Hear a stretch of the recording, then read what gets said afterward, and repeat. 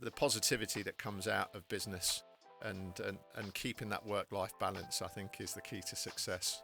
Successfully stop smoking by coming to these sessions, and half the audience would put their hand up.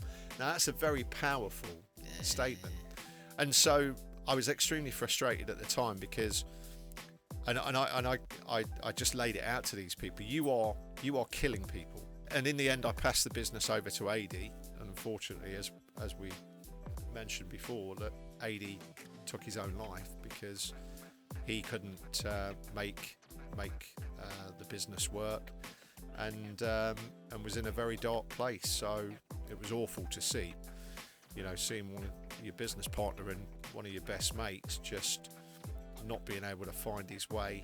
Looking at social media and thinking that everybody's having an amazing time. They don't know the battles that everybody that looks as though they're having a great time is having behind that. We're all having our own battles. You're going to have the highs, and then you're definitely going to have the lows. 2 years, and literally the financial crisis happened in the States, and I got made redundant 3 times in a year and a half. And at that point, that was probably my lowest ebb. But what I will say is that you learn the most through failure. The key thing I would say about starting any business is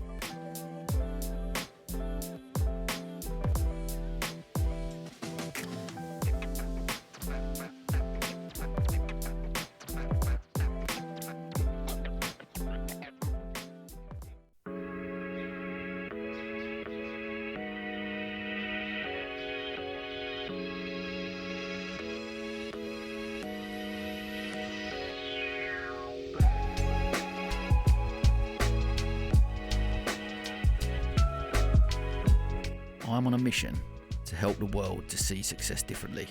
Through sharing the stories of our guests, I hope to inspire those that listen. This is the Different Hats podcast, produced by H2 Productions. I hope you can join us on this journey.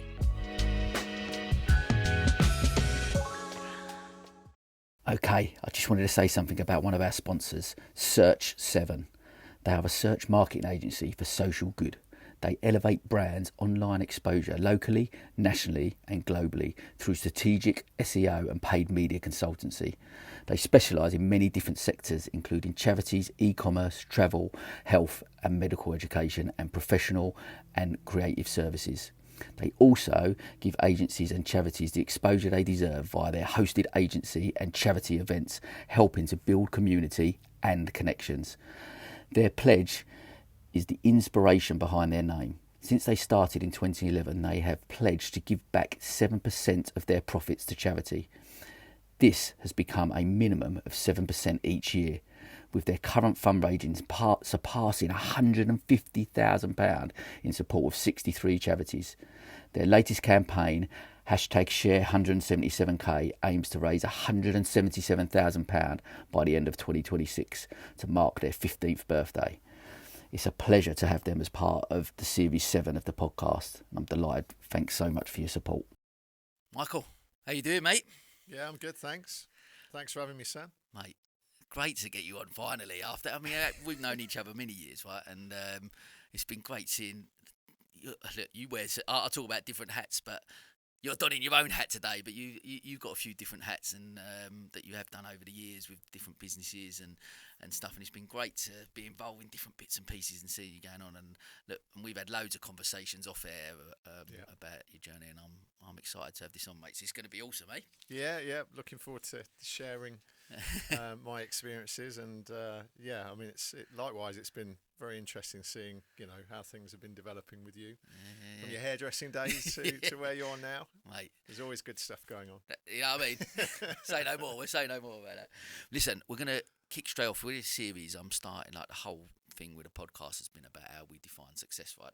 And for me, looking at helping the world to see success in a different light. So I'm always keen. Let's kick it off with how do you define? What does it mean to you? How do you define success? Sure. I think success has many aspects. From a personal level, being a better person each day. I think ensuring that you're putting sufficient and good time in with your family. and then obviously having good impacts with what you do in business. You know, your work is something that takes so much of your time that you know, you've got to enjoy it, and you've got to make sure that it's something that you want to do every day. Otherwise, it's a very boring existence. And so yeah, I think for me, trying to get that life balance is the key to success. And it's always a moving target as well. You know, one week you'll succeed, and then another week you think, well, I should have been a bit more attentive, you know, at the weekend with the family, or you know, I need to start looking at the solar side again, or the distillery. And so yeah, I think it's always a moving target. If we look at the business side, I would say that success for me is not just aligned on having a profitable business. Obviously, you've got to make a profit, because if you don't, then you know, where's the money coming to support you and your business? So I think profit is definitely a key part. Spotting an opportunity, seeing how you can do something slightly different, or do something that people just aren't doing in the mainstream. And that's what I've always tried to do, is to get involved with areas that I think I've got an advantage. And with those businesses, I always like to have a positive outcome as well. So with all of the business that I do, there's a positive outcome. The solar side, you know, we're putting renewables on buildings, and you know, generating energy for the world, reducing fossil fuel consumption. Then we've got the distillery, you know, effectively taking the waste from English wine production and producing amazing spirits, and then our waste goes to Trenchmore Farm to fertilise their apple orchard. So we're very sustainable in that aspect. And then I also have my CBD business as well, ukcbd.org.uk, which came out of a friend that had back issues. He basically had a partial sever of his spinal cord, and I'd heard that hemp and cannabis had medicinal characteristics, and basically looked into that. Went to a few conferences abroad, and then came back with CBD oil to give my mate to try and sort out his back issue. So, you know, and it worked. It didn't actually, but the reason being is that he had quite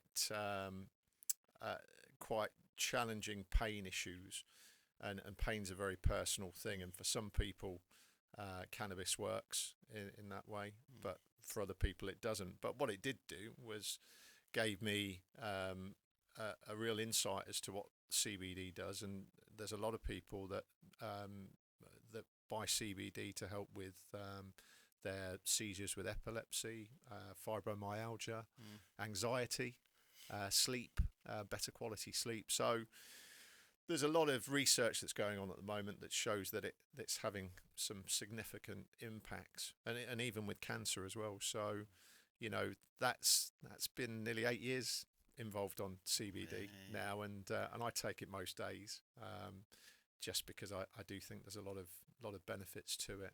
So yeah, that's the positivity that comes out of business, and keeping that work-life balance, I think, is the key to success for me.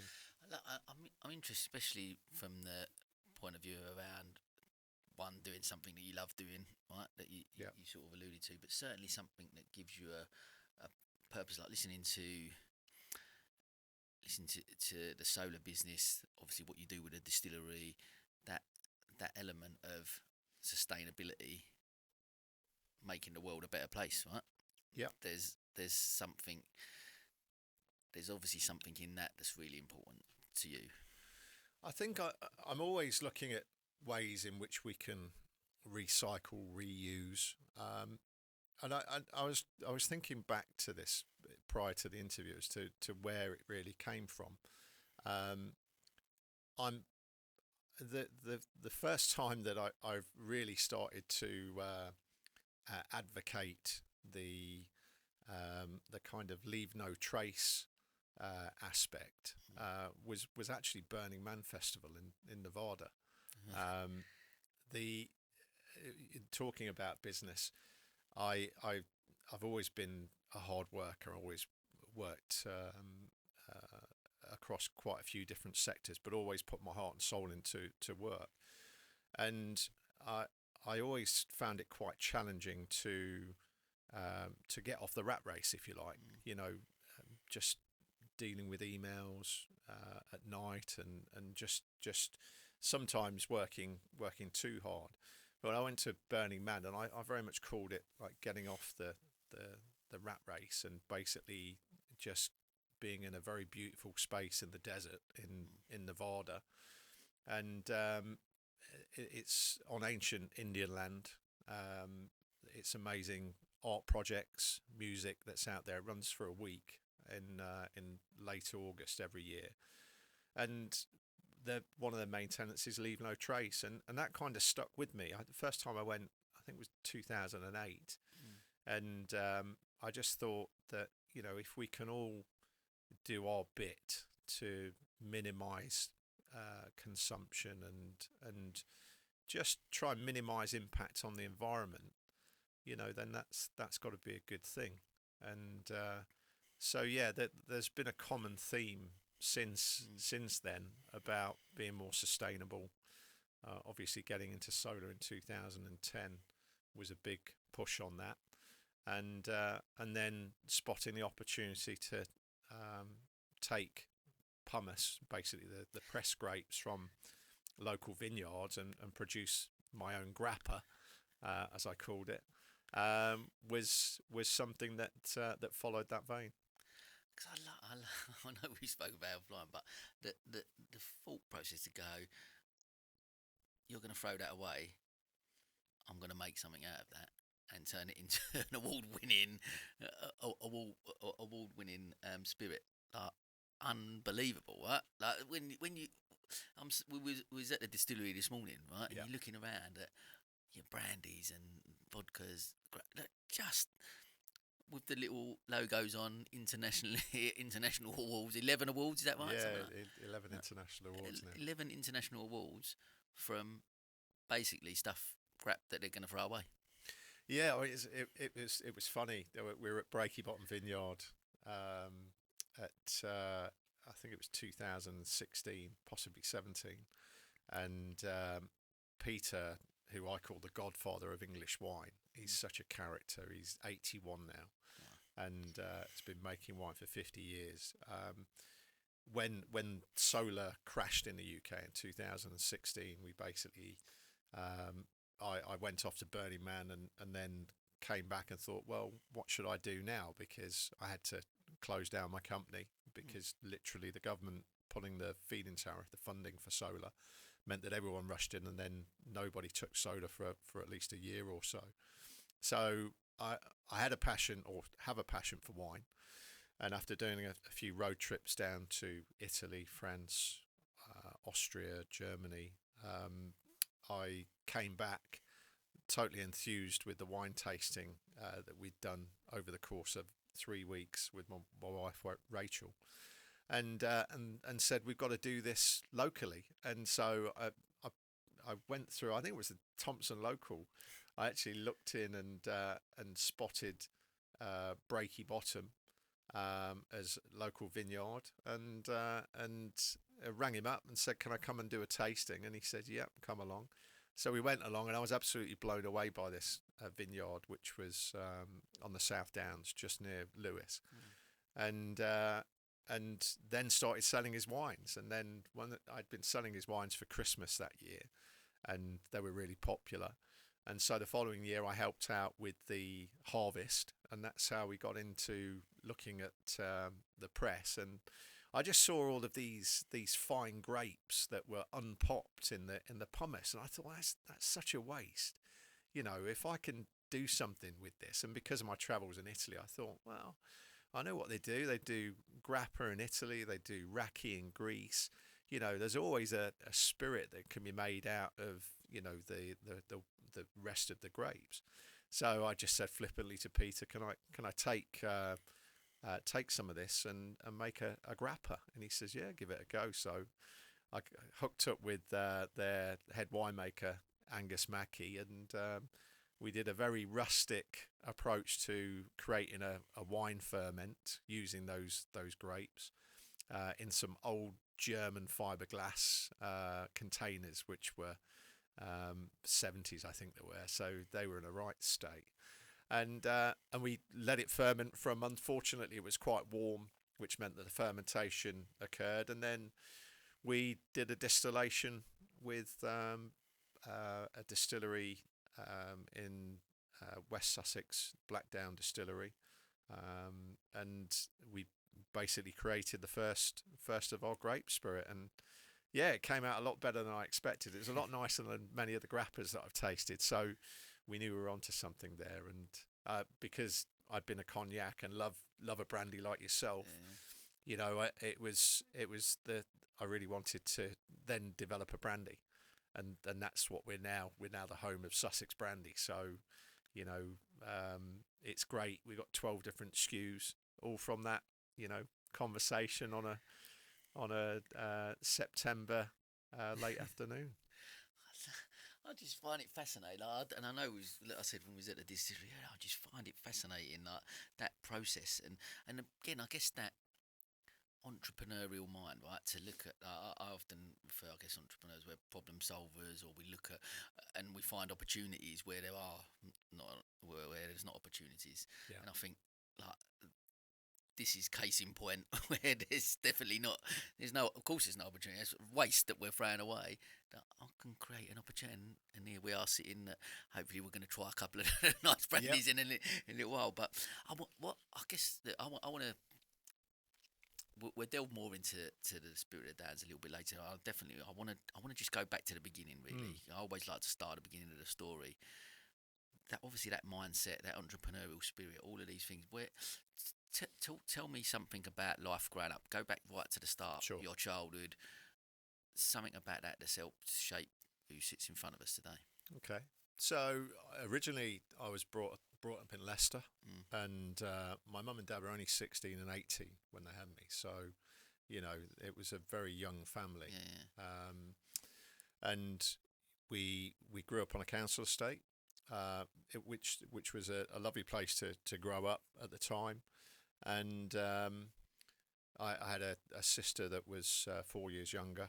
So there was the four of us, the family dog Flossie, and yeah, it was a good childhood.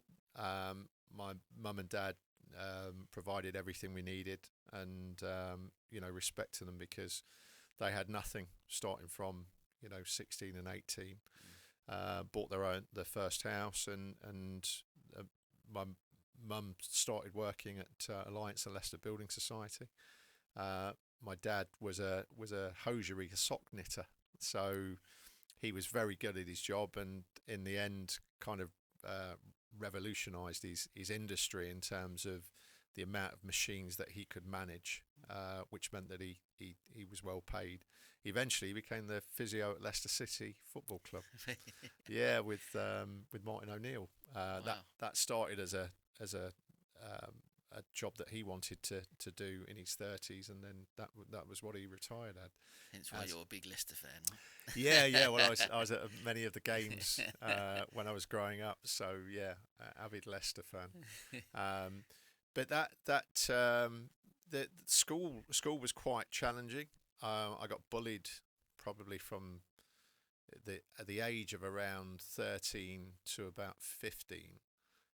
Which did have a big impact. Well, it had an impact on school, but I didn't enjoy school because of that, and that was a real shame. But you know, I'm not the only person that gets bullied. I think majority of people at some point of their school time gets bullied. But it what for? Why was you? I just wasn't part of the group really. I was quite academic, as in I loved history. You know, I loved geography. You know, I loved facts. I do enjoy getting knowledge. You know, learning more, and you know, being academic, you weren't seen as being the cool kids with the latest trainers and that kind of thing. So that was a shame. But it stopped when I started doing karate from the age of about 13, and I by the age of 15 I was in the England squad at karate, Kyokushinkai, and I won the the North and the Midlands, the North and the Scottish title in Wuku, which is like the karate championships. And so when I got to 15, people stopped, bullying me because they knew that I had something about me. So I think, that wanting to prove yourself has always been there. I think that there has been an influence because my dad was so young when he had me. I think I was always trying to prove to him that, I was worthy. I didn't really have much time with my dad as we were growing up because he was growing up. He had his football, so I think one of the key drivers with me wanting success and wanting to prove myself was to show my worth to my father.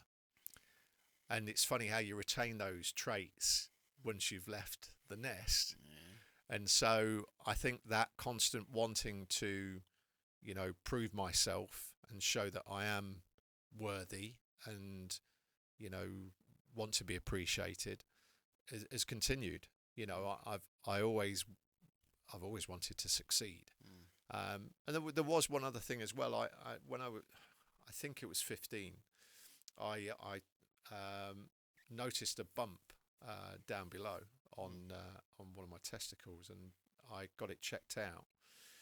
And I went I got referred to the hospital, and I had the most horrendous.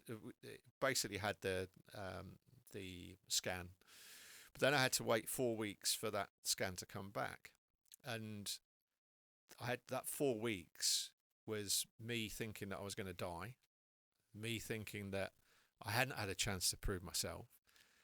And so when I actually got the results, oh no, it's fine. But I had to wait 4 weeks to get those results through. And I think that definitely had an impact in terms of my, again, wanting to make the most and to be a success, because I didn't know how much time I had at that point.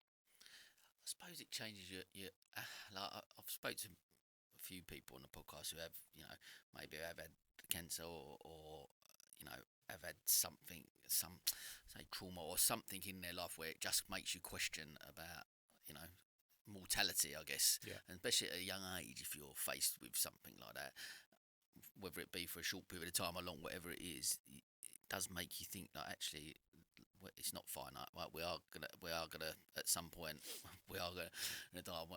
So to give you that aspect of looking at life and going, I'm gonna make the most of it, and what does that, and then that combined with a drive and ambition to prove yourself, you hopefully, I guess you're looking at it through a lens of going, I'm going to make the most of every single day as much as you can.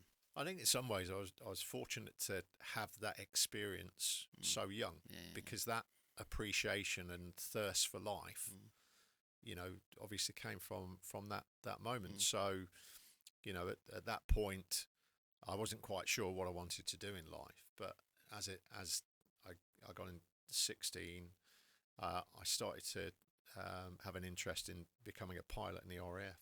So I pushed towards that, but then So I got all my GCSEs, B and C grades, and then did A levels, did 3 A levels, but I was bored in my A levels, so I did chemistry, maths, and economics, and I just felt the chemistry and maths were just high level mathematic equations that meant nothing to me.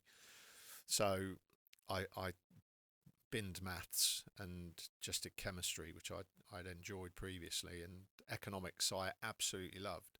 So I think that helped out in terms of becoming an entrepreneur.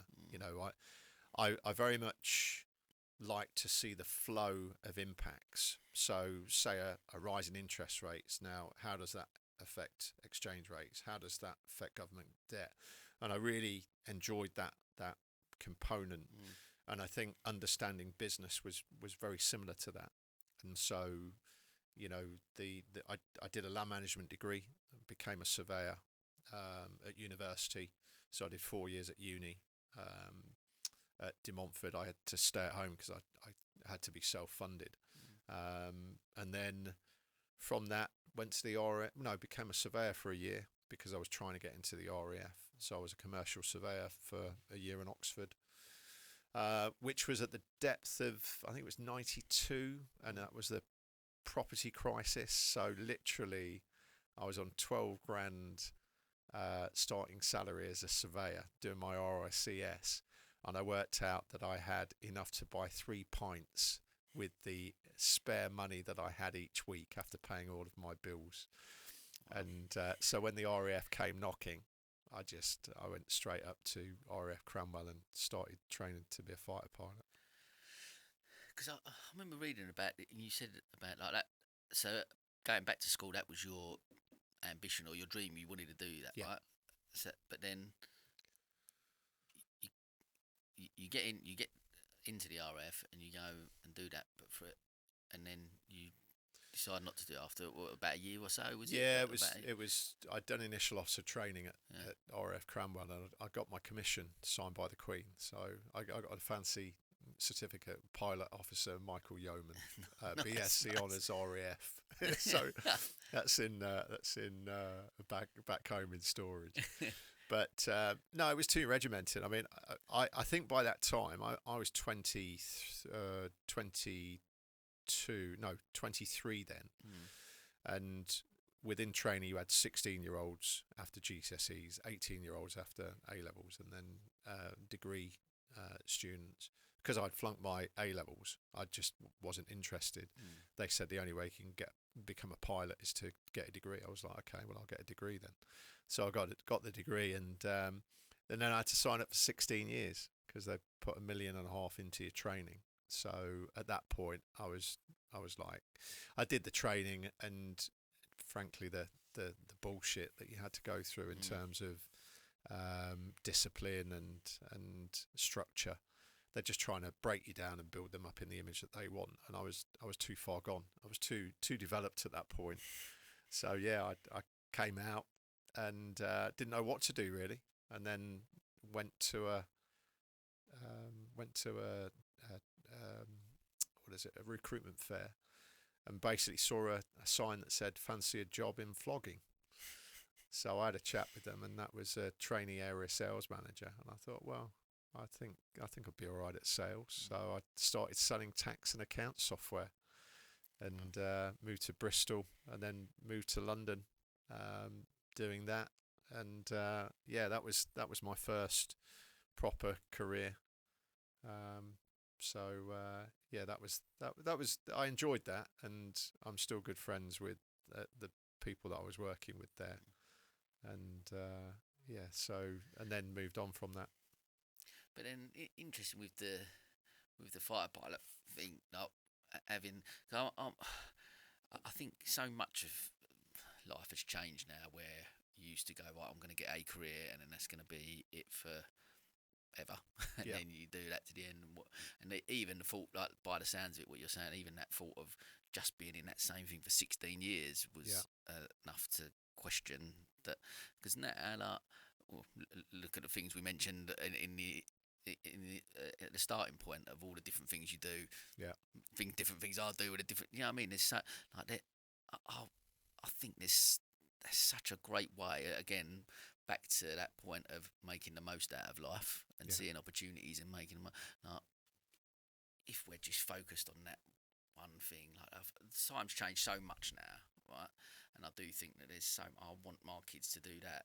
Ultimately, do things that light you up and that you enjoy and you're passionate about, which you alluded to at the start, right? About success, what that means. Just do things on a daily basis that you love, and that's got to be the message. And that's why, even back to school and education and stuff like that, that trying to focus that for kids, that's got to be the focus. What is it that you love doing, and what are you passionate about? And follow that lead. That's got to be the message, surely. I think the school is very limited in terms of what it offers people in terms of development, and the actual. If I was to go back to that 16-year-old and think about what I would do, I would be a biological scientist, diving the reefs in Australia or other exotic places, and or do an environmental kind of degree that involved a lot of travel. I think that probably would have been on the money rather than having a significant time selling software. I think again, because we work so hard, that if you can choose your passion, then you're not going to go far wrong. And I think that's part of the reason why, when I had the opportunity with the distillery, that in 10 years time, I can see myself sat at the distillery, just pointing at what needs to be done, or testing new spirits, also having an associated vineyard, and tasting wines, which I've still got my wine business for private clients. So that's the passion side, which is the end game. But the solar is still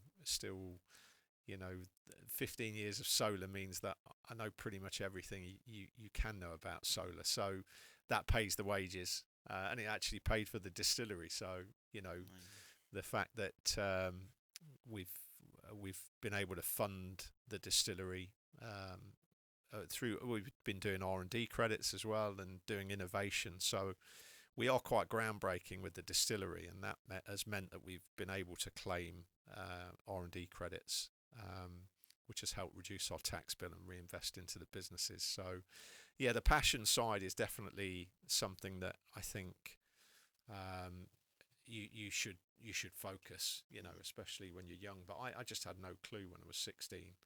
Beyond, flying a fast jet looks good. That's that. I watched a bit. I watched Top Gun. That looks great. Yeah. I'm in. Well, look, tell me then about, because I want to go onto the period of, you obviously done. You alluded to obviously that the sales and that career from then, and then you got in the crash 2007, 2008. You got made redundant 3 times. Right? Yeah. Where's your head at then? And how did you go from that feeling of where you are there and a career as you had up until that point? Where do you go on to then going into starting your own business in solar? Yeah. Like what? Well, my first experience of running my own business, I started out as an area sales manager for what is now Sage, the accountancy company. Then I moved to a bigger IT company called QSP. And again, I seem to have had quite a few instances where I've lost my job by nothing that I've done, but external influences. And remember, we had the Millennium bug in 2000. Now, QSP, based in Maidenhead, based in up north, Gateshead, they basically had the core financials in many big businesses. So my customers at the time were the Bank of England, Southern Water, CGen, London Electricity, which it was at the time, and HMRC. And we'd done the Millennium upgrades, and the boss at the time basically said, we're going to double our revenue for next year, which was a very foolish thing to say. And literally, he because of that, the following year we didn't, because everyone had spent all the money upgrading their systems. They weren't buying new systems; they were just servicing what was around it. So literally at that point, he was putting profit warnings to the markets, the FTSE, and the company went into administration. So I lost about 10 grand in commission that was due, and lost my job. And at that point, I basically started DJing for a year and a half, 2 years. I did a little bit of property development, which meant that I then took a bit of time off. So the first kind of self-employment was property development, basically buying property, refurbishing it, and then selling it. But then that became quite difficult because every man and their dog around 2002, 2003, and even the taxi drivers, oh yeah, we're buying a new unit, and everybody was refurbing property. And so at that point, I then worked with a guy called Adi, who was a hypnotherapist. But he also did NLP and CBT, all of these ways to kind of reprogram people that have addictions or have had traumatic occurrences. And I saw what he was doing, and I said, look, you're doing groups of say 6 to 10 people. I said, it would be really good if we could ramp this up. So we set up a company called Positive Change Partnership, which was a partnership between myself and Adi, and we stopped people smoking using hypnotherapy, neuro-linguistic programming, and cognitive behavioural therapy. He did the shows, and I did the structure in terms of organising events at universities, at hospitals, and again coming back to the positive impact of business. We had a situation where if you didn't quit, you got your money back. So what have you got to lose but the habit? So we did that for 3.5 years. And we, at one point, I think the biggest session we had was 123 people being hypnotized and at the same time. And it was a session. Then you had a backup CD, which basically allowed you to get back into the trance to continue to beat the addiction. And we were doing really well. We were in Scotland, we were in Wales, we were all over the place. But the one thing that kind of became the death knell of that business was that the NHS trusts started to see what we were doing, and then tried to, it was usually driven by the smoking cessation departments at the hospitals that didn't want us at their premises, and because you're not proven. And I'm like, well, the problem with hypnotherapy is that it's not like giving you a single dose of ibuprofen and saying, well, has that worked for you and it's not worked for you. Hypnotherapy is dependent upon the showman, the person that's instilling confidence in the audience, and different people will get results. I said, you're more than welcome to come along to the session and see what we're doing. I said, have you had any complaints? And this, I think this was specifically Glasgow actually. But what they wanted to do was to stop us working on hospital premises. We weren't making any claims. We were just saying, if you don't quit, then you get your money back. And it was, bearing in mind that at the time, I think the stats for the the nicotine replacement. Let me put it like this: 3% of people will give up with willpower alone each year with smoking. 6%, so double, will stop smoking with the help of the nicotine replacement. That will double, so you get 12% with therapy. So if they're assisted and talking to someone about it, then it's 12%. Our stats on the hypnotherapy were typically around 67%, 70% success rate, based on people not claiming the money back. They also had the option to come back for a second session, but it was quite funny because we had a cult following with lorry drivers. So this was the time when you could go into Europe and buy cheap cigarettes. So some of the lorry drivers were 100 cigarettes a day because they were just constantly lighting up with the window open. And it got to a point where these sessions, the reason we had such big sessions is that when people came in, said, who knows someone, Adi would say, who knows someone that has successfully stopped smoking by coming to these sessions? And half the audience would put their hand up. Now, that's a very powerful statement. And so I was extremely frustrated at the time because, and I just laid it out to these people, you are killing people to the smoking cessation, because we basically got stopped from working in the hospitals, even though there was no complaints for what we were doing. And in the end, because we had hit the areas so much, the people that wanted to stop had stopped. And in the end, I passed the business over to AD, and unfortunately, it slowed down, and I went back into IT, working with IBM, and unfortunately, as we mentioned before, that AD took his own life because he couldn't make the business work, and was in a very dark place. So that was quite a challenging time, and it was awful to see, seeing one of your business partner and one of your best mates just not being able to find his way, to find something that would replace it. And so that was one thing that was quite painful as well, having to deal with that.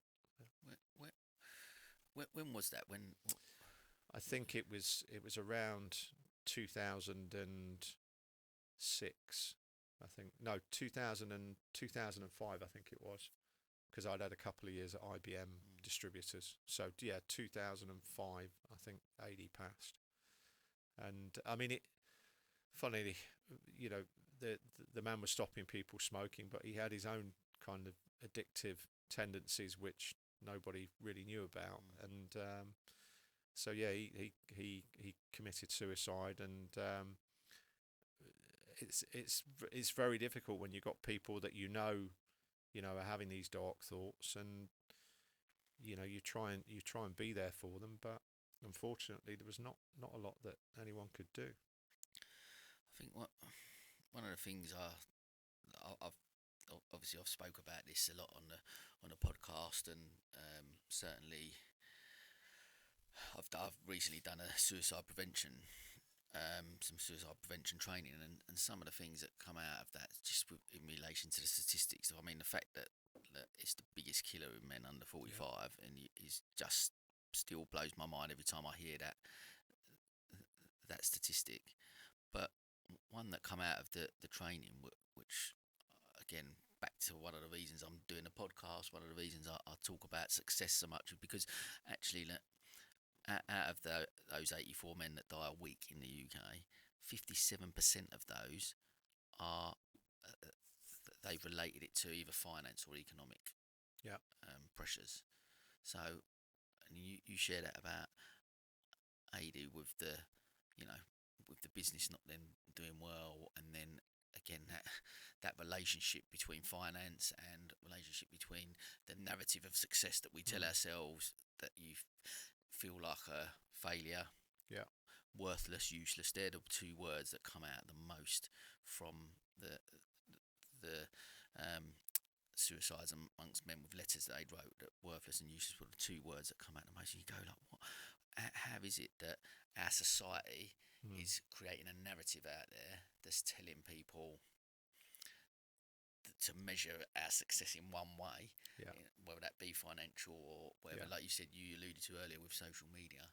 How can it be that is a situation? How tragic that we're losing people like that because of those pressures.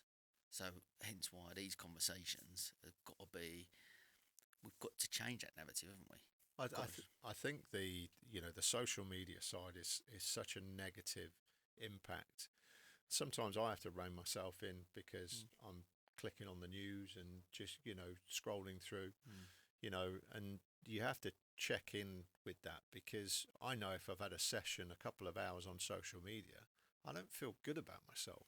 I feel very negative. And if you're in a dark place, whether it be financial or because of emotional trauma, splits with people, then, that looking at social media and thinking that everybody's having an amazing time, they don't know the battles that everybody that looks as though they're having a great time is having behind that. We're all having our own battles. Like I said earlier, if life was just average, as in just stable all the time, it'd be boring. You're going to have the highs, and then you're definitely going to have the lows. I mean, it was a bit of a shock to me to lose my job in the financial crisis, because up until that point I had been increasing my wage, I'd been developing as a person. But it's unrealistic to think that you can continue to earn more money, you know, have better positions. And when the financial crisis came in after being with IBM distributors, literally I went from over £100,000 a year wage to about 30, because I was in startup mode with solar after that point. So, I mean, again, that was, in some ways, there was a bit of relief on that, because that takes off the pressure from you, because it's quite a heavy mantle to hold, thinking I've got to keep on going up, up, up, earning, big amounts of money, taking on more stress, and when that crash happened, and like you say, I had 2 years after we finished with Positive Change Partnership, and I moved to IBM distributors, one in London and then one in Wokingham. I had that for 2 years, and literally the financial crisis happened in the States, and I got made redundant 3 times in a year and a half. And at that point, that was probably my lowest ebb, because I didn't know what to do, I didn't know where to go, and that was a real challenging time. What got you through that? Tell me about some of the strategies, coping mechanisms. What, for people listening who we've just heard about you, share about AD only a couple of years before that period, right? Has taken his own life, and then you're in a dark place. How did, what got you through that? How did you get through that period?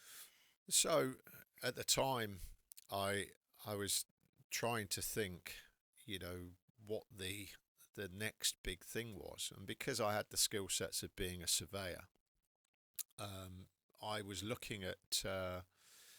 I'd been to Burning Man 2008, and had a long think about what I wanted to do longer term, and I thought, what's the next big thing? We'd had the IT revolution, we'd had big changes in terms of the economy, and I saw that renewables was coming through. I saw that solar was going to be a big focus for the future. So at that point, I spoke with one of my friends, Dan, who was a joiner, and said, look, I think he was doing his own building projects, and I had a chat with him. I said, look, I think this could be a good focus for both of us to build a business. And so we started Southdown Solar in 2010, and started installing solar panels for residential and commercial customers, and that had our focus. We managed to get. But how do you go? Just to touch on that, how do you go from being made redundant, and like you say, feeling in a bit of a low place, in a dark place? How do you get up to go, I'm going to go and start my own business? And what's the correlation between that point and the point of going, I'm going to search that next big thing, and I'm going to go out there and I'm going to start my own business, and to lift yourself up? Where do you get that motivation from? Sure. To do that? I think I was looking, because I had quite a few turns in the road. It basically meant that I was quite good at not being fixed on, well, this is what I've done, and therefore I will just do what I've done previously. IT wasn't an option, because that industry had just been knocked around, and I don't know where it came from.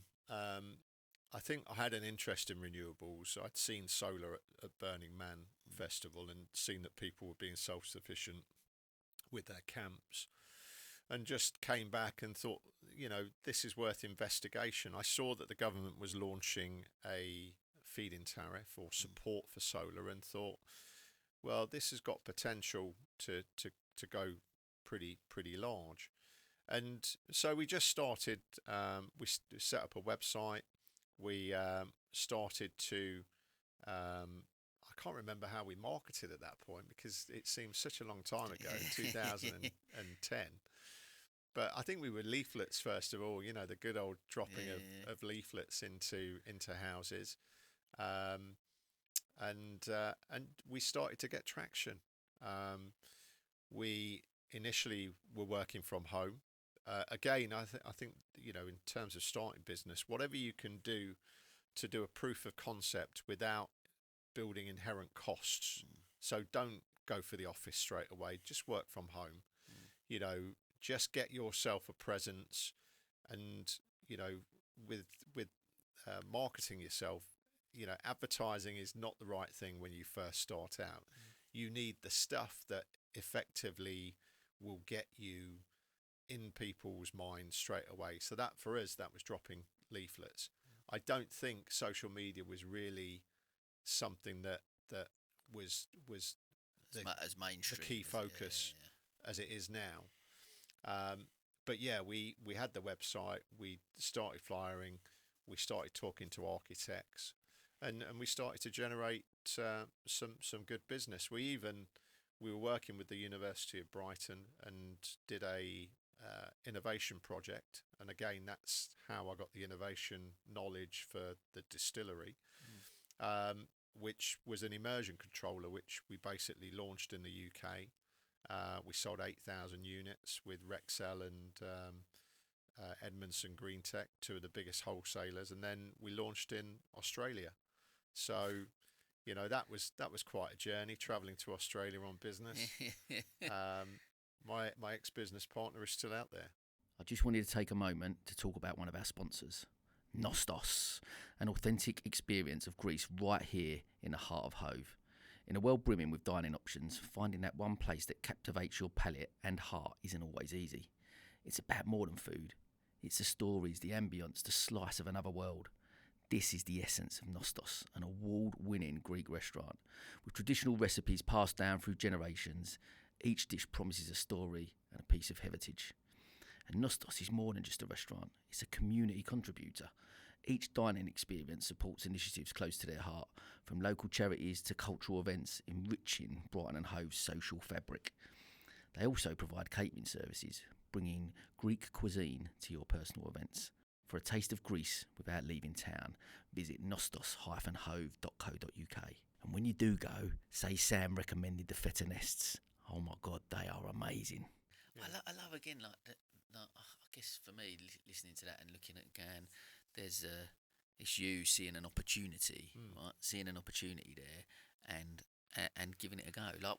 Again, I know we sort of spoke a little bit at the beginning, but that fear of failure, especially again being in that situation where you've been made redundant 3 times in such a short period of time. Like you say, I guess allocating that to this is a bit out of my control, so not my fault that I've done that, but then still having the motivation to be able to go, I'm going to see an opportunity and I'm going to give this a go, especially in a new industry, right? A really new industry, but just to be able to have the belief that I'm going to succeed. And I guess is that again, we go back to childhood, we go back to other things, and look at, do you relate that to the fact I've got to prove myself, so I've got to keep going? I think you definitely, if you work hard,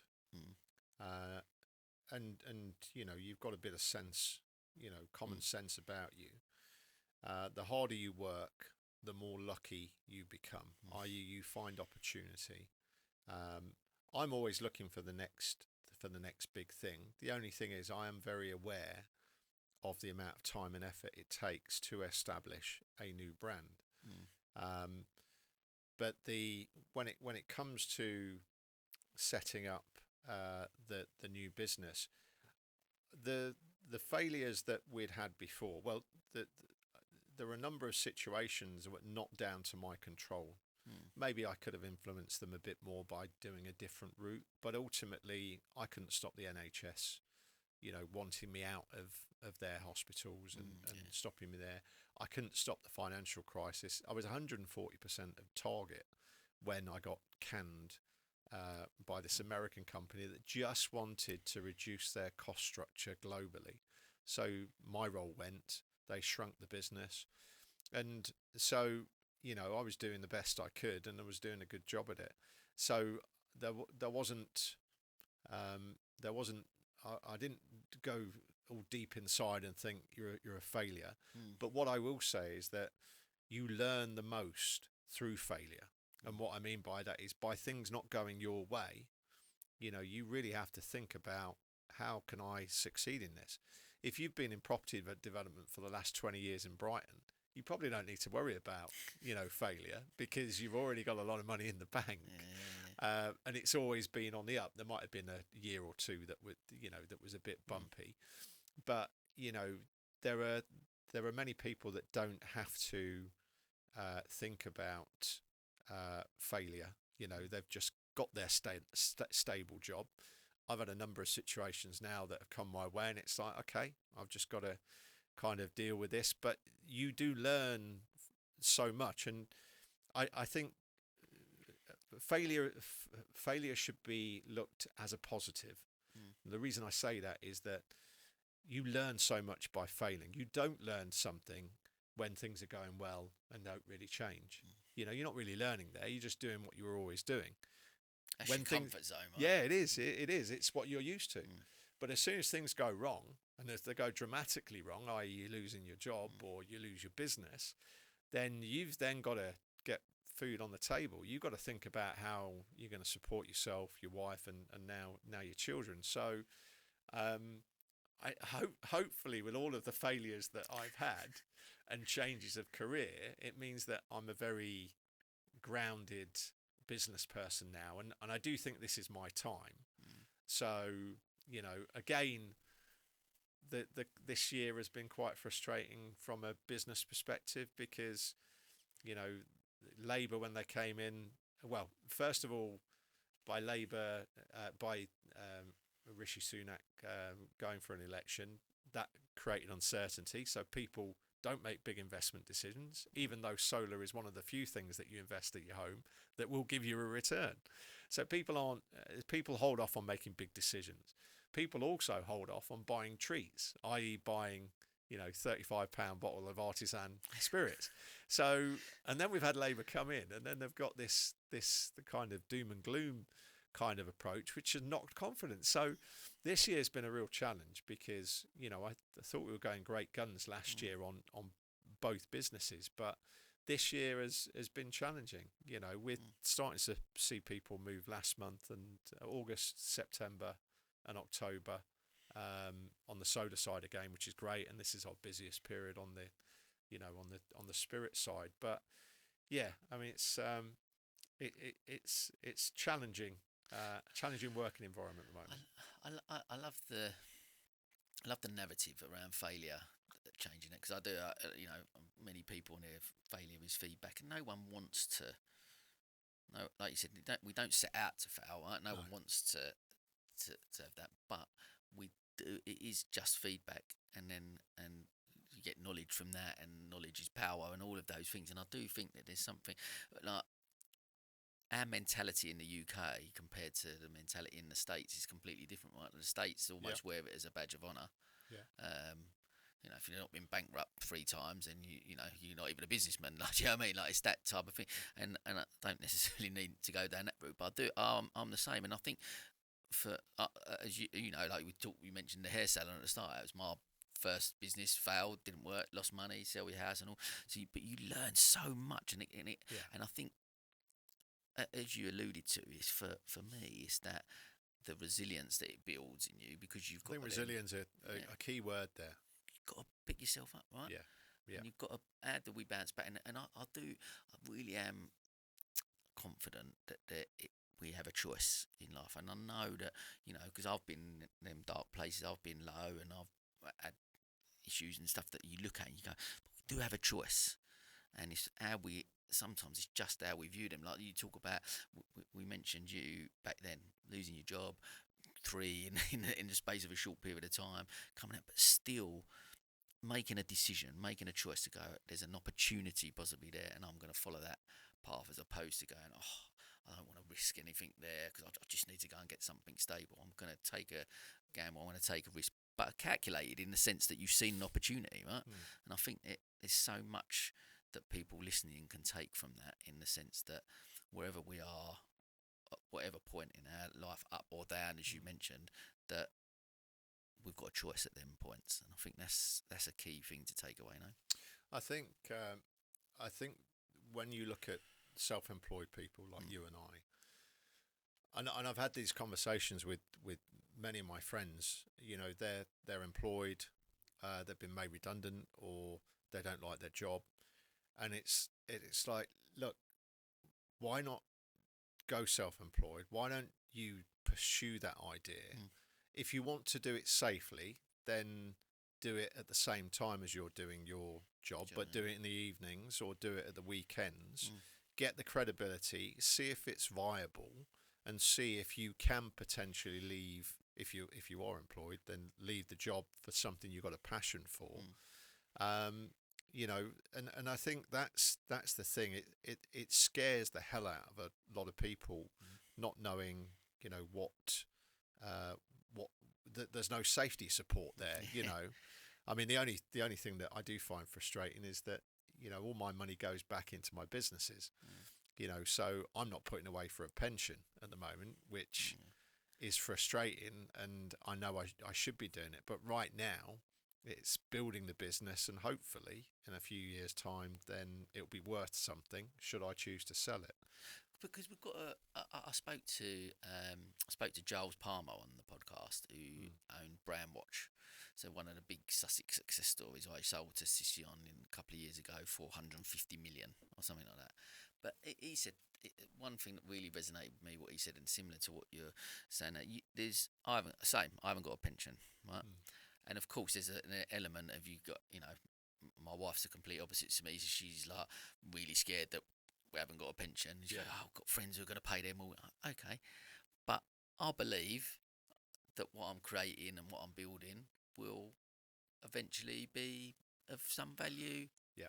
If it's not, is that the end of the world? Okay, of course, I'd love to be in a position in 10 years' time, 5 years' time, 20 years' time, where I can go, right, okay, I've generated enough financial wealth to maybe pay that mortgage off and to put the kids through university, whatever that looks like. But actually, the next 20 years, whatever that is, have I enjoyed all the things I'm doing? Do I get up every day and I'm filled up and then yeah, and if that's okay, and money will be a byproduct of those things. I definitely think that's the case. You know, it will happen if you're doing what you're doing and enjoying it. And you've got to be like we both believe, right? We're eternal optimists, right? Yes. And then we've got to believe that is going to be, will be okay. And when we get to that 5 years time, whatever, if there's not that there, okay, so be it. But I'm confident. I'm still going to look back and go, you know what? That process and that journey and all of them ups and downs, it has still been worth it. Yeah. Maybe not financially, maybe not, but it has been worth it in the sense that I've spent my life doing something that I love doing. I think just adding to that, I'm very much of the view, and this is something that my dad mentioned a few years back. It's very much about the journey. It's not where you end up.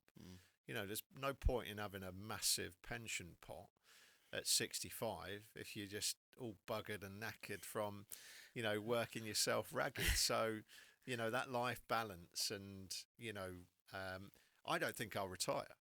I said exactly the same. Because how many people do you see that retire and then are sat at home twiddling their thumbs, just, you know, what's their passion? Yeah. You know, I think I will work until I pop off, and I'm quite happy. Sitting in the vineyard. Yeah, no, exactly. I've got this new spirit I've just developed at 85 years old. Look at this, check this out. Sam, come and have a taste. I'll come and have a taste for you, mate. Well, that's it. So I do think that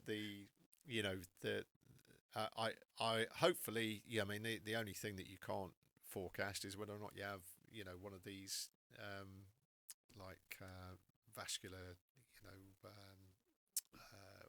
what is it, Alzheimer's, these type of conditions. But if you Health, again, that's it. if you live a life, I mean, for me, my kind of routine is most nights when I get home, I'll have a glass of wine. One, because I enjoy it, but two, I think I deserve it. And that may turn into a glass of wine and maybe a bottle of Peroni, but most of the time it's just a glass of wine. The weekend I might have a couple of glasses, but I really enjoy that. And I try and do a fitness. I still play five-a-side football. I play tennis now. And I'm getting spanked by 70-year-old men at the tennis club in Storrington, and I'm just thinking, Jesus, I'm not used to losing, and I have got a very competitive streak. That's why I still play five-a-side football. But I don't like losing at anything, and to be beaten by someone that's 20 years older than you is quite depressing. But it's good for the future, because hopefully you'll be the 70-year-old smashing the 50, exactly. Yeah. And I recently, we went to the my father-in-law plays for England over 70s we went to Wales to watch the Veterans World Cup. Wow, mate, and it was one of the reasons I got my knee done. This is gospel. Is because I'm gonna get my first England cap. I'm telling you, over 50s, wherever that is. But it was so inspiring to watch these guys. They had over 70s, played 11 aside, and they was 30 minutes each way, 2 games a day, played 7 games in 4 days. Like, I couldn't do that now. And just the passion that they still like not walking football, they're still going at it. Yeah. And you're like, there's something like, you look after yourself, you look after your health, and look at that. Even the over 75s, there was an 83-year-old playing 7. I'm like, mate, that is me. I've got to do that. I've got to do that. We also said, about snowboarding. Snowboarding. My passion is snowboarding, and I'll be snowboarding into my 60s. I've got no problem with that, and hopefully you'll be joining at some point. Mate, I'm telling you, once his knees better, me and you are going out on them slopes. I'm with you. Well, you talked a little bit about the work-life balance side of thing. There's a narrative out there around what is work-life balance? What does that mean? What does it mean to you? Work-life balance. How do you justify that, or what do you? Because it's not work-life balance. Is I'm going to go in and work from 9 to 5, and then I'm going to spend that time at home.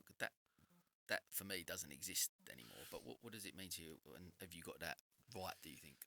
I think it changes all the time. I think at the moment, because I'm trying to build the distillery, which means that I'm probably 75-80% of my time is on solar, and probably the balance on the spirit side. But I do work Saturdays at the distillery. I do tours, and I'm there most days because we have a shared office. So it's quite nice being able to have both businesses in the same place, because I can be there and I can do the distilling whilst I'm doing solar quotes. So that's quite good. I mean, because we are in setup mode, as I call it, with the distillery, which means that the whole premise for me on building business is that you keep your costs to a minimum. I would love to have somebody that I could pass on many of the tasks with the distillery, but we're just not there yet. We're in 100 outlets in Sussex, but if we double that, and if we have a national distributor rather than just a local distributor, then all of a sudden I can get somebody else in that will be able to help grow the business. And likewise on the solar side as well, if we had a bit more consistency of business coming through, because since COVID we had three years of just full on. Literally, I since COVID I've not had any time off. It's just been purely loads of solar. The distillery kind of stalled a bit over that time because you couldn't have people to a distillery, but the solar side was just full on. So is that because people obviously had more expenditure to be able to invest in their homes and stuff like that, so that was a push for that? Well, the energy price was going up. Yeah. COVID had a direct impact on energy prices, as did the Ukraine war. Yeah. So energy prices have gone up, which meant that the returns on solar have been excellent. And then we had the drop in the cost of solar panels, which is the lowest it's ever been, which has meant that people are at home thinking, I think we should get solar on the house. And so we were very busy all the way through the year. I mean, usually we have a bit of a quiet time in January, and then it starts to pick up in March. But it was all the way through 12 months through COVID up until this year have been full on. And we've noticed a bit of a drop off January time, and then obviously with the election. So, I've had to try and put more time into the solar side to make sure that we can get the quotes out. Most of the business we have is referrals, fortunately, so we can effectively turn those around. But then I've also been trying to minimise the costs on the distillery side. So my work-life balance at the moment is skewed. So I drop little one off at nursery, and then pick her up a couple of times after nursery. I try and play tennis, and I try and do fitness 3 times a week. Typically I do it twice a week, so that'll be 5-a-side football Mondays and then tennis on a Wednesday. And then at the weekend I try and chill out with the family. I chill out on a Saturday morning with little one. Rachel goes to the gym. And then Sunday we have Sunday together. I don't work on Sundays. I might have a few pressing emails, but I would rather not be working 6 days a week, and I would hope to bring that bit down to 5, and even less if the situation allows. But right at the moment, I think that's what we've got to do. We always have nice food together. That's one thing. I love my food, and I love my wines.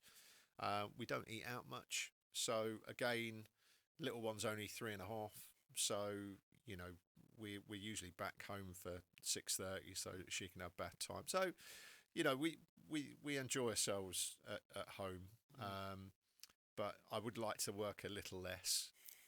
But I don't foresee it changing for the next year. and there's nothing like, again, I'll always go back to the point of, if you love what you do work-wise, of course, like, would I like to have more time where I can go and swim more in the sea, spend that bit more time on the family? Yeah, quite possibly. Yeah. But I do think there's that balance between, if you do love what you do, it doesn't seem, it's not like work. Like I say, I come up there today, and this thing you're talking me through, and we had a little tour, and you're looking at stuff, and you go, it's an amazing thing that you've created. And then we take it right back to the start of the story again that we spoke about earlier, where we're finding waste and we're turning it into an award-winning spirit. And now you've got an award-winning range of spirits with a distillery, and just mind-blowing, right, to see. And you can tell that, and as you're talking me through it at the distillery, you can tell your passion about it. Yeah. And that's fulfillment, right? Saturdays don't feel like working. Yeah, I'll bet. I got hit with 20 people that randomly walked in at 4 o'clock on last Saturday, and literally it was a birthday party that we're going to the cider tap, which you can walk to from the distillery, and he said, I've got 25 people that we're thinking about popping in. I says, yeah, come in. So I gave them a mini, just explain what we do, and then we all went outside, and I gave everyone a taste of 4 of my spirits, and yeah, it was good fun. The nice thing is that on the spirit side, everything I sell, I like. Yeah. I'm not selling stuff that I don't think is an excellent liquid. So that excites me, and the creativity of the distillery is just amazing. The fact that I've got, like, this, beginning of next month, we're going to have our brandy coffee liqueur, 20%, which is using Bean Smitten beans, 2-star award-winning coffee beans. Tastes amazing. I've got the 61% volume brandy, limited edition 100, which is the world's strongest brandy. So that's coming out. I've got Got to Tickeridge. slow you down a little bit. Yeah. Well, it's but it tastes amazing, And then yeah. I've got a Tickeridge brandy, and then we're also working on doing a Pinot de Chiron, which is you can only do it at harvest time.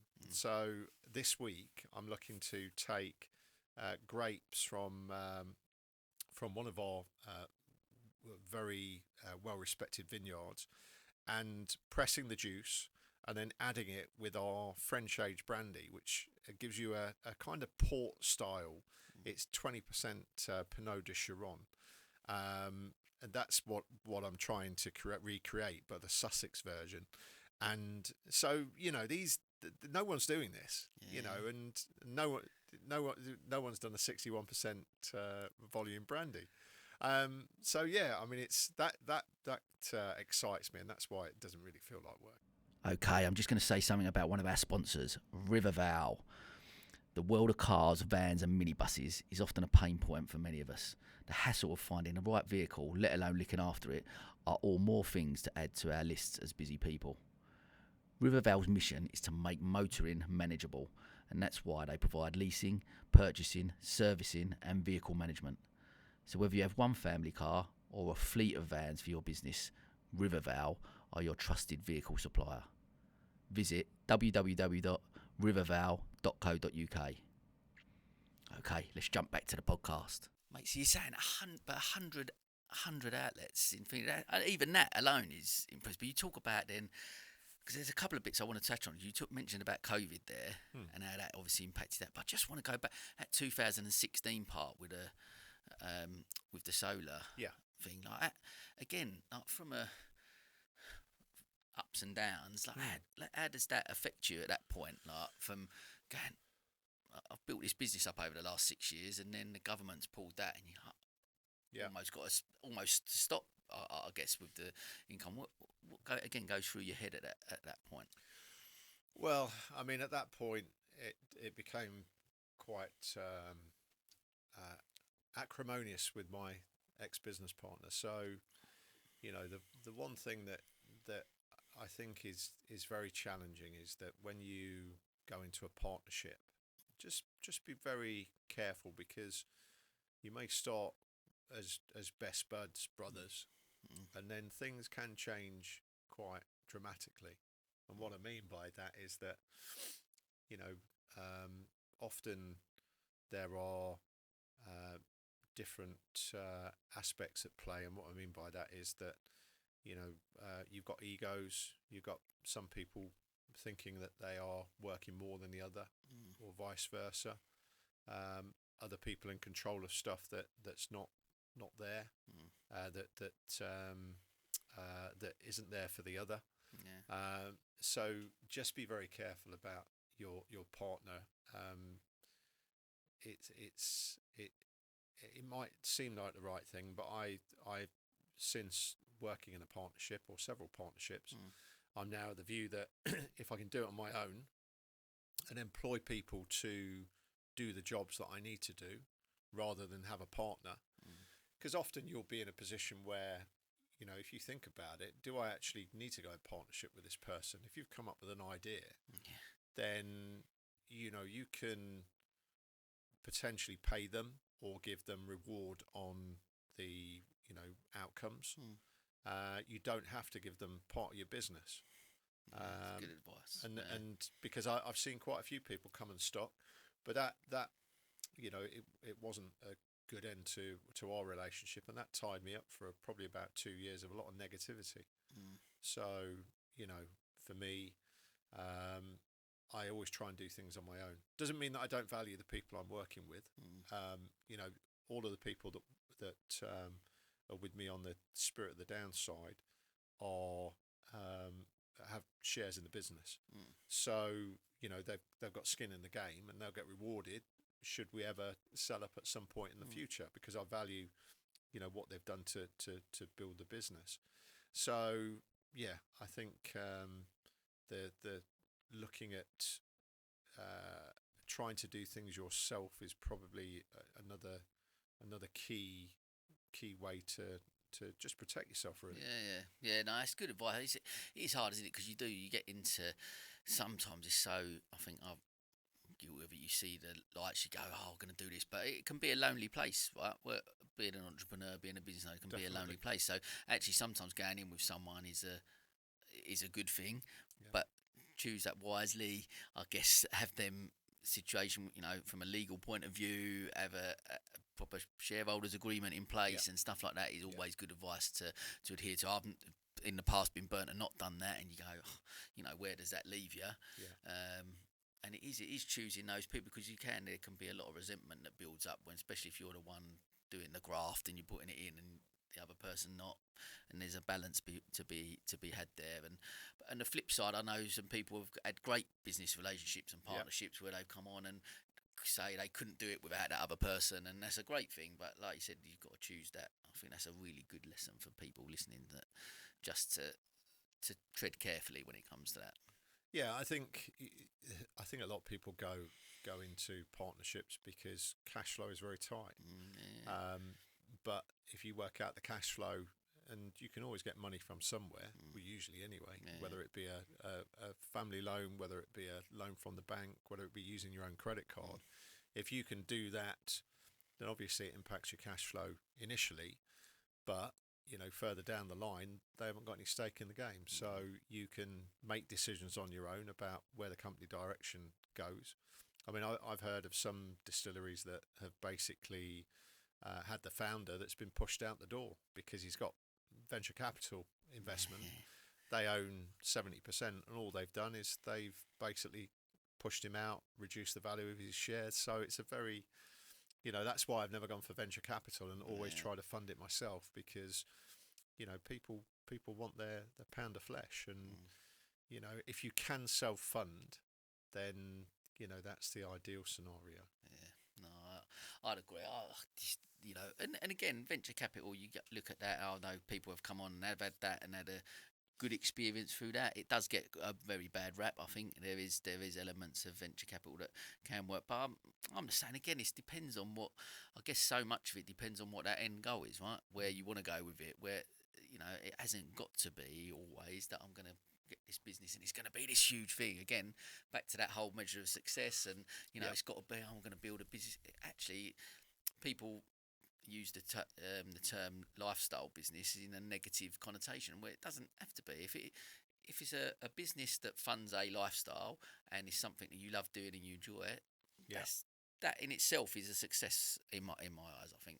Yeah, I think so. I think you don't always have to be heading out for an exit, to try and sell your company. If it funds your lifestyle, you enjoy it, then growing organically, it is a decision. Like you say, there are positives to having VC, having cash to employ a new person, a marketeer, or, putting money in. I am actually, looking at whether or not we can get another £100,000 or £200,000 in with a stake in the business, but it would be for a smaller percentage.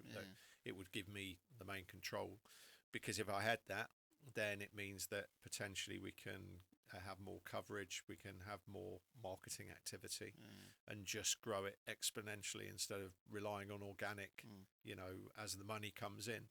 So I think there's a value there, but it very much depends on your individual situation and the opportunity that is there. Yeah, no, I agree. I think I want to, as we're coming towards it, it's fascinating listening to the journey, I guess, and the two different elements of the business, right? And I love the idea of and again, look, from a man that wears different hats and does these different things, that you've got two completely separate businesses, but one will fund that, and I'm interested just to tap on that, because you mentioned a couple of times about, if you can maybe still do something and do something on the side, like what again, sometimes what does get a negative rap is this hustle culture, right? What's your, obviously your view on that is that it's okay to try different things in that sense, because it can get a bit of a bad rap, that hustle culture, can't it? It is difficult because it puts you on more pressure, because there's a lot to be said for having focus and just having one focus. I mean, when I was building the initial solar business, I also set up the eco technology show as well, which was a low carbon expo in Brighton.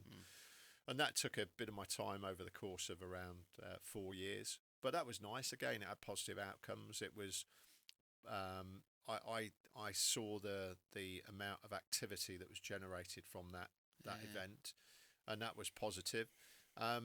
When it came to the distillery, because I'd been burnt again in terms of the government pulling the funding, I did say to myself that I'm not going to just have one business now.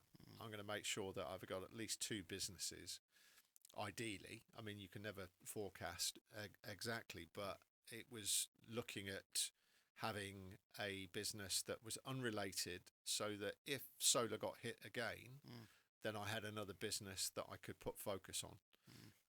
And that's what I've done. I mean, both businesses are growing. Both businesses, have quite a lot of government intervention. What I mean by that is selling alcohol in the UK. The amount of paperwork, licenses that I have to go through to be a bonded warehouse, effectively be a tax-free warehouse in Sussex, is immense. And likewise with the solar side, to be MCS accredited, to connect with the grid, you've got all the DNO applications, all of the paperwork that you've got to do, your NAPIT approval. All of this means that they're both very bureaucratic, and they can be impacted by government policy. We saw that with the previous government basically increased the tax on alcohol anything over 8.5%, which was madness when you think about it. I'm trying to build a craft distillery that wants to export, but I've got to have a successful business in the UK. And if you're treating me, putting with the second highest alcohol tax globally, behind Finland. Now, what that does, it means that our products to the UK market is expensive in relative terms. Most of what I sell is the tax, and that's frustrating, because if I was in France, the price of my products would be a hell of a lot cheaper, and what they were trying to do, I see the value in terms of health, i.e. trying to increase the cost of higher percentage, but it's the supermarket entry-level vodka at £10 a bottle that is the danger thing. People aren't going to overdose on, £35 bottles of artisan spirit. This is a treat. So they've these broad kind of government policies, whether it be on alcohol or whether it be on solar, means that I am at the whim of policy, and that does concern me. So having 2 businesses means that if they do decide to come out with different regulations, then I've got the other business that I can move to. But hopefully they will continue to be as they are, and we won't see any more massive adjustments, which is what has happened over the last 10-15 years. And then but just listening to that, and again back to that resilience piece, back to that failures and struggles and lows and downs that you have faced, it gives you the tools to be able to cope with challenges that come in left field, and you go, okay, that's it. Whereas again, this is where the whole failure narrative is such a big thing, because you've been there, because you've been in tough situations. How to find the solution, right? That's what we do. Again, we're back to that thing of finding solutions and opportunities within them situations. That's what being an entrepreneur, being a business owner enables you, gives you the tool sets to be able to create, right? I definitely think firefighting is one of the key strengths of being a successful entrepreneur. I've actually started to think that as making light of it is that whenever I'm dealing with a client problem, that I just put the firefighter's helmet on, sat in the office, so that people know that I'm dealing with a challenging situation. That's gold. Because it is, I think with me, most of my customers, whether it be on the spirit side or when it's with the solar company, everyone has my number. So I often get calls to, with problems that I don't have time to deal with individually, but I get pulled into them and I have to be involved with them. So that's something that giving a personal service is great, but it does mean that your time is in demand. And it's difficult to scale. I always think that, like, when everything comes through you as a business owner, it's difficult to scale that, isn't it? Yes. Difficult to scale when you're as an individual, and there's a lot of talk around personal brand and different hats is under that personal brand element. But you go, actually trying to build businesses based on the fact of this is the business over here and I'm over here, but actually people buy from people, and it's you actually that they buy into, and the businesses sit underneath it. So there is that, again, there's that balance to be had between those things, because I was always trying to come away from that. It's not about me, and then certainly not. I've never had an ego. So it's not from an ego point of view, but you do then realise that actually, whether it be Fernballs or county business clubs or SBT or different, whatever it is, actually people are buying into me. So you go, okay, there is something there in that, and it's trying to then enhance that and rely. But then back to the flip side, it does make that difficult to scale. Yeah, and I'm not averse to passing on responsibility of different tasks, as long as I know that it's going to be dealt with. Prime example of that is Bridget, who manages the trade side. She does her job in an amazing way, and probably better than what I could do. So I'm very happy with that. She deals with things with it. I don't get calls. If there's a reason to have a chat, then we'll have a conversation. But empowering people, that you employ to actually make their own decisions, is something as well. And letting go, I think totally, you've got to be prepared to do that. Otherwise, you won't be able to grow, because you can't do everything in a business.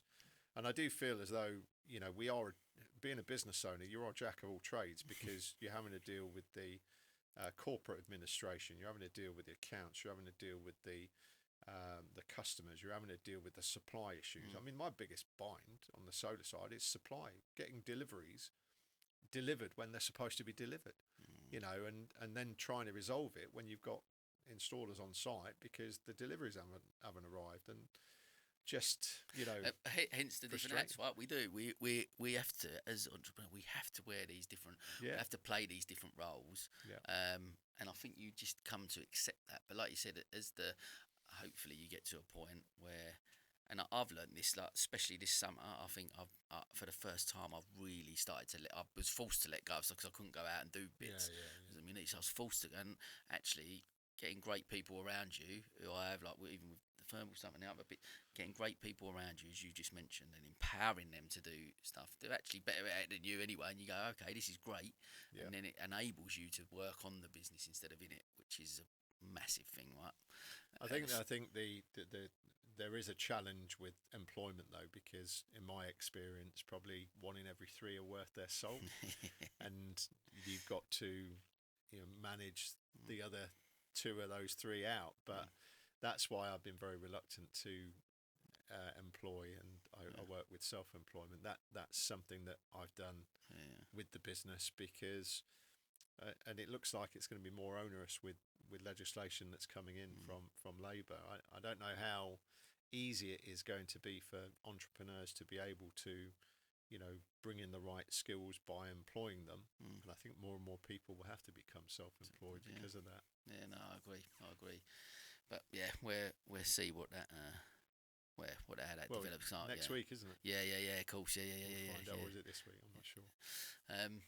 Look, a couple of things I've taken from what you said that I want to just, and we mentioned a little bit offline, but how do you switch off? Do you switch off?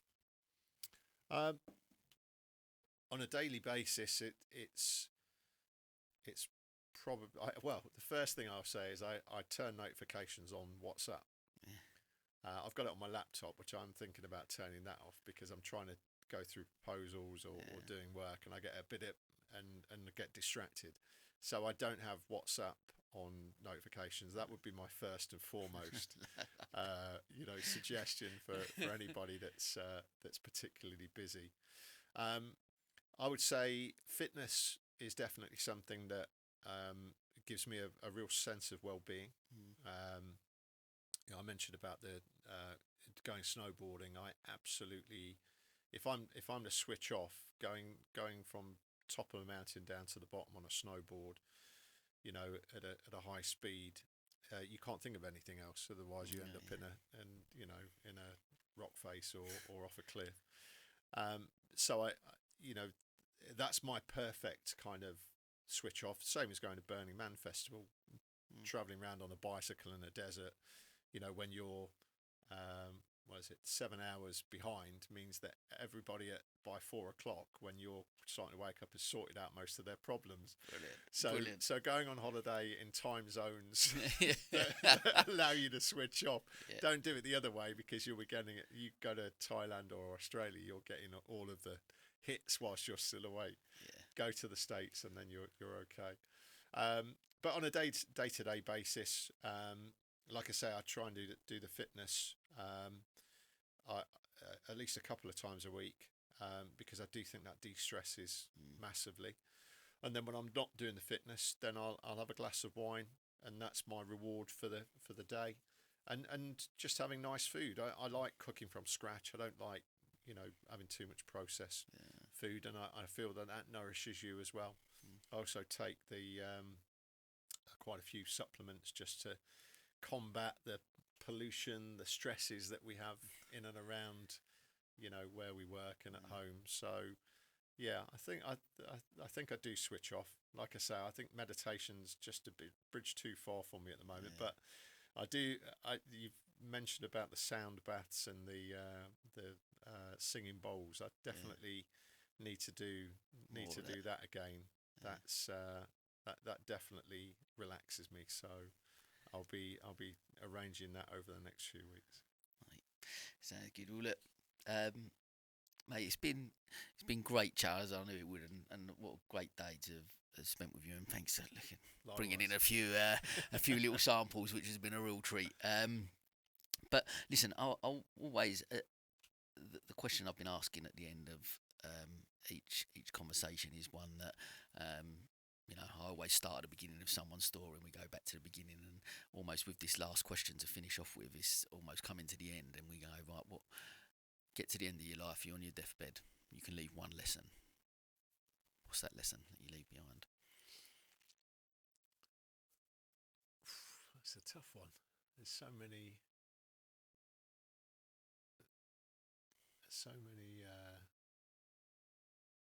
things I could say. I think the leave no trace element, just be the best. Well, the best advice. Just give it a go. What's the worst that can happen? You end up going back doing what you were doing. If I just stayed in what I was doing, I wouldn't have the solar company. I wouldn't have the distillery. So give it a go. Don't be scared. Give it a go, because you might find that your passion, leads to something very exciting. Love that. Yeah, mate, absolutely. Such great advice. I love it. What a great lesson. Listen, I've got so much out of this. It'll be great. I can't wait to go back over it and take some bits out. It's been brilliant. And we could have, I'm sure, talked for a few more hours, especially if you keep pouring them whiskey and brandies, right?